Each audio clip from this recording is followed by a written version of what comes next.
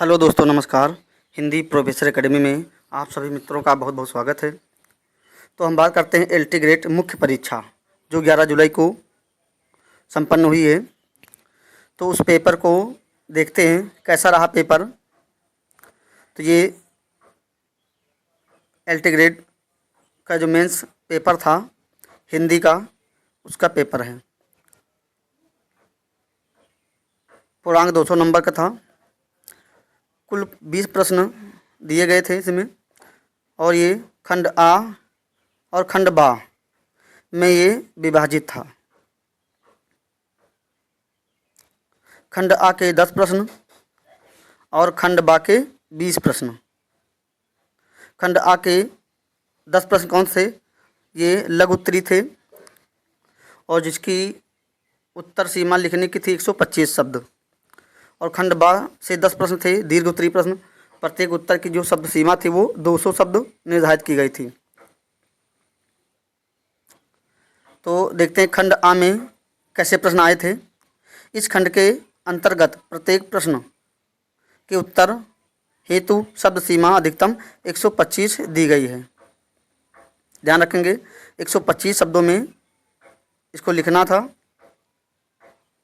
पहला क्वेश्चन है, आदिकाल के नामकरण संबंधी विभिन्न विद्वानों के मतों की समीक्षा कीजिए।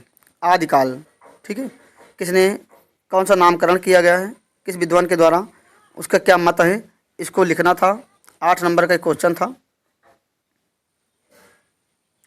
उसके बाद में दूसरा प्रश्न था कि हिंदी में राम काव्य परंपरा की प्रमुख प्रवृत्तियों या विशेषताओं का विवेचन कीजिए। यानी राम काव्य या रामाश्रयी शाखा भी इसको कहते हैं। तो इसकी विशेषताओं को लिखना था। पेपर लगभग ठीक था। फिर तीसरा प्रश्न है, बिहारी सतसाई का महत्व स्थापित कीजिए। बिहारी लाल द्वारा जो रचित बिहारी सतसाई है उसके महत्व को यहाँ पे बताना था। चौथा प्रश्न है, भारतीय युगीन हिंदी पत्रकारिता का स्वरूप स्पष्ट कीजिए। कि जो भारतीय युग में हिंदी पत्रकारिता थी उसके स्वरूप को बताना था, यहाँ पे स्पष्ट करना था। उसके बाद में पांचवा प्रश्न है, पूछा गया है जो नई कविता का आशय स्पष्ट करते हुए इसके किसी प्रमुख कवि का साहित्यिक परिचय दीजिए। ठीक है, नई कविता का पूछा गया है। प्रगतिवादी, प्रयोगवादी, नई कविता सबका पढ़ा होगा, अच्छे से हुआ होगा पेपर, जो अच्छे से प्रैक्टिस किया रहा होगा। छठा प्रश्न पूछा गया, रेखा चित्र के विकास में महादेवी वर्मा का योगदान बताइए। कि रेखा चित्र के विकास में महादेवी वर्मा का क्या योगदान था, उसको बताना था। सातवां प्रश्न है, रस के अवयवों को उदाहरण सहित स्पष्ट कीजिए। रस के अवयव, ठीक है, विभाव, अनुभाव, संचारी भाव। विभाव, अनुभाव, संचारी भाव और स्थायी भाव, ये रस के 4 अंग माने जाते हैं या अवयव माने जाते हैं। इसको यहाँ पे उदाहरण सहित तो बताना था। तो ये भी क्वेश्चन ठीक था। 8वां प्रश्न पूछा गया था कि देवनागरी लिपि के विकास की रूपरेखा का वर्णन कीजिए। देवनागरी जो लिपि है उसका विकास किस प्रकार से हुआ, उसकी रूपरेखा को यहाँ पे बताना था। 9 नंबर प्रश्न है, उपसर्ग और प्रत्यय में निहित अंतर बताते हुए। यदि प्रत्यय और उपसर्ग में अंतर बताना था। सफिक्स एंड प्रफिक्स, प्रत्येक के भेदों की उदाहरण सहित चर्चा करना था। ठीक है, उपसर्ग और प्रत्यय। तो उपसर्ग और प्रत्यय बढ़िया टॉपिक है, अच्छा टॉपिक है, सबका पढ़ा रहा होगा। हिंदी के उपसर्ग, संस्कृत के उपसर्ग, अरबी फारसी के उपसर्ग शब्द होते हैं। उसके बाद प्रत्यय, प्रत्यय को बताना था। तद्धित प्रत्यय, कृत प्रत्यय, ठीक है, ये सब बताना था। उपसर्ग और प्रत्यय में अंतर बताना था। उपसर्ग शब्द के पहले लगता है और प्रत्यय शब्द के बाद में लगता है। ठीक है, तो ये बताना था। उसके बाद में 10वां प्रश्न था, बाणभट्ट की कृतियों का सामान्य परिचय दीजिए। तो ये संस्कृत क्वेश्चन था। ठीक है, बाणभट्ट की रचनाओं का सामान्य परिचय देना था। तो ये 10 क्वेश्चन थे, 25 शब्दों में लिखना था। उसके बाद खंड बा आ जाता है हमारा। इस खंड के अंतर्गत प्रत्येक प्रश्न के उत्तर हेतु शब्द सीमा कितनी दी गई? 200 शब्दों में लिखना था। दीर्घ उत्तरीय प्रश्न है, इसमें 11 नंबर प्रश्न है, 10 के 11वां प्रश्न पूछा गया था। संत काव्य के विकास में कबीरदास की भूमिका पर प्रकाश डालिए। संत काव्य धारा, ठीक है, तो इसमें कबीरदास जी का क्या योगदान रहा उसको बताना था। उसके बाद 12 नंबर प्रश्न है, रीतबद्ध काव्य की प्रमुख विशेषताओं या प्रवृत्तियों का विवेचन कीजिए। तो रीतबद्ध, ठीक है, यानी रीत काल को 3 भागों में बांटा गया है, रीतबद्ध, रीत मुक्त और रीत सिद्ध।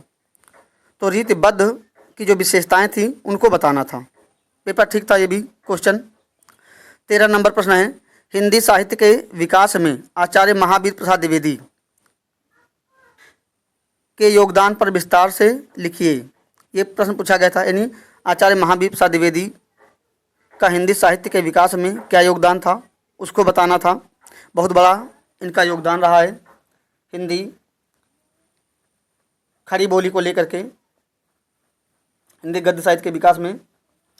सरस्वती पत्रिका का संपादन करते हैं 1900 ईस्वी में, 1903 से 1920 तक ये इसके संपादक रहते हैं। और यही क्वेश्चन मित्रों यूपी टीजीटी में पूछा गया था विकल्प में। प्रश्न नंबर 14 है कि छायावाद का तात्पर्य स्पष्ट करते हुए जयशंकर प्रसाद के काव्यों का काव्य संग्रहों का महत्व स्पष्ट कीजिए। तो छायावाद का अर्थ बताना था और जयशंकर प्रसाद के जो काव्य संग्रह हैं उनको बताना था इसमें। 14 नंबर प्रश्न हो गया। 15 नंबर प्रश्न पूछा गया है कि प्रयोगवाद क्या है? इसके विकास में अज्ञेय के प्रदेय पर अपने विचार व्यक्त कीजिए। ठीक है, प्रगतिवाद, प्रयोगवाद, नई कविता, ठीक है, यह है। तो प्रगतिवाद नहीं, प्रयोगवाद पूछा गया है।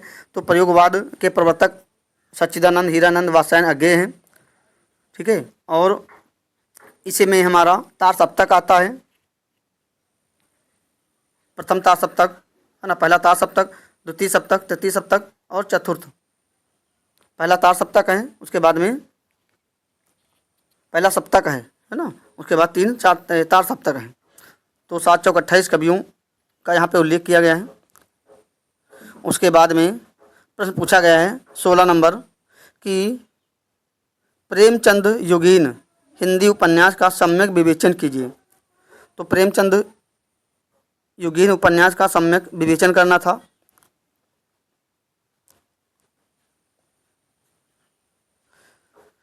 उसके बाद में 17 नंबर प्रश्न, देवनागरी लिपि की सीमाएं उल्लेख करते हुए इसके सुधार के प्रयासों पर विचार कीजिए। किसने किसने इस पर सुधार करने का प्रयास किया? देवनागरी लिपि की क्या सीमाएं हैं इसको बताया गया है, बताना था। फिर 18 नंबर पूछा गया है उपमा और प्रेक्षालंकारों के लक्षण एवं उदाहरण सहित है ना, उदाहरण प्रस्तुत करना था। उपमा अलंकार और प्रेक्षालंकार इनके लक्षण और उदाहरण प्रस्तुत करना था, विस्तार से थोड़ा सा करना था इसको। 19 नंबर प्रश्न है कि हिंदी की बोलियों का वर्गीकरण करते हुए उनके भौगोलिक क्षेत्र का उल्लेख कीजिए। अच्छा क्वेश्चन है। हिंदी की जो बोलियां हैं 18 बोलियां हैं और 5 वर्गों में बांटा गया है। ठीक है, उसी को विस्तार से यहाँ पे कौन सी बोली किस क्षेत्र में बोली जाती है उसको उल्लेख करना था। भौगोलिक क्षेत्र मतलब वही कौन सी बोली कहाँ बोली जाती है। अवधी, बघेली, छत्तीसगढ़ी, पूर्वी हिंदी, पश्चिमी हिंदी, राजस्थानी हिंदी, पहाड़ी हिंदी, ये सब बताना था। 20 नंबर प्रश्न है, ये संस्कृत से कालिदास की काव्य तथा नाट्य कृतियों की विवेचना कीजिए। कालिदास के काव्य हैं कौन कौन से और उनके नाटक कौन कौन से, उनको विस्तार से यहाँ बताना था। तो ये मित्रों 20 क्वेश्चन थे जो कि पूछे गए हैं इंटीग्रेट मेंस में। तो जो भी कैंडिडेट अच्छे से प्रैक्टिस करके गए होंगे उनका पेपर बहुत अच्छा हुआ होगा।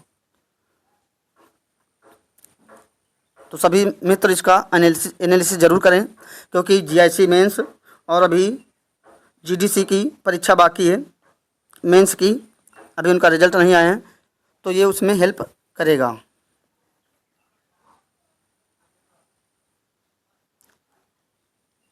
जो भी मित्र यूपी टीजीटी की तैयारी करना चाहते हैं अपने YouTube channel Hindi professor academy से जुड़ जाएं। मैंने इसकी क्लासेस स्टार्ट कर दिया, हिंदी साहित्य से उठाया है और इसकी 3 क्लासें हो गई हैं। विस्तार से उसको पढ़ाया जा रहा है। और अभी आगे जैसे जैसे नोटिफिकेशन आएगा या परीक्षा की कुछ सूचना मिलेगी कि कैसे कब परीक्षा होगी, कब इसका नोटिफिकेशन आएगा, तो नोटिफिकेशन इसी जुलाई में लास्ट तक या अगस्त में आ जाएगा और दिसंबर तक इसकी परीक्षा हो जाएगी। मैं यूपी टीजीटी पीजीटी 2026-27 की बात कर रहा हूँ। तो जो मित्र जीरो लेवल से पढ़ना चाहते हैं तो अपने चैनल से जुड़ जाएं और इस पेपर का एनालिसिस ज़रूर करें मेंस के लिए।